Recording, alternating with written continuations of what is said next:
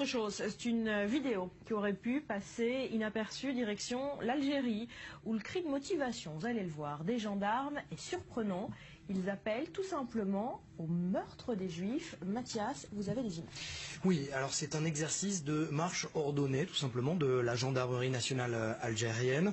Et les gendarmes algériens utilisent tout simplement les Juifs comme moyen de se motiver, scandent, vous l'avez dit, des appels au meurtre, plus que des mots. Barbara, je vous propose tout simplement d'écouter un extrait.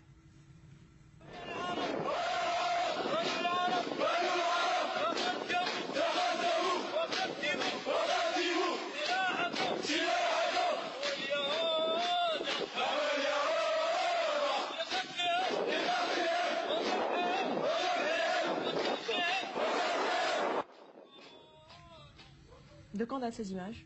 Du 1er novembre 2015. Et non, hors antenne, Julien me demandait s'il s'agissait d'une blague. Non, ce n'est pas une blague, c'est très sérieux.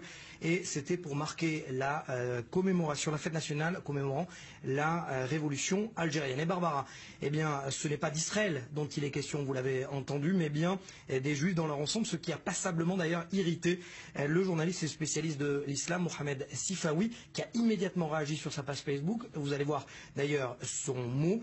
Il réagit et il dit « J'ai honte pour ce pays qui fut jadis le mien et qui a vendu son âme et ses valeurs. J'ai honte pour ce pays méditerranéen, intolérant, corrompu et antisémite alors qu'il a payé un lourd tribut durant les années 90 face à l'hydre islamo-terroriste. » On pense notamment au FIS et au GIA.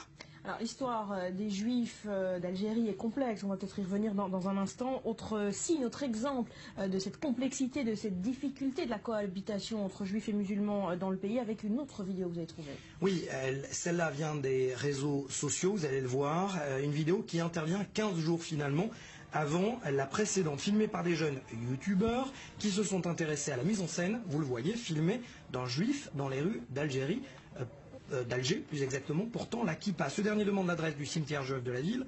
Les jeunes adultes, vous l'avez vu, lui demandent de quitter les lieux.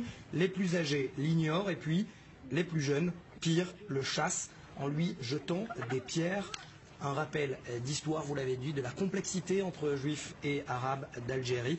Les juifs d'Algérie ont reçu la nationalité française après le décret Crémieux voté en 1870. Un sentiment de trahison est alors vécu par la communauté arabe.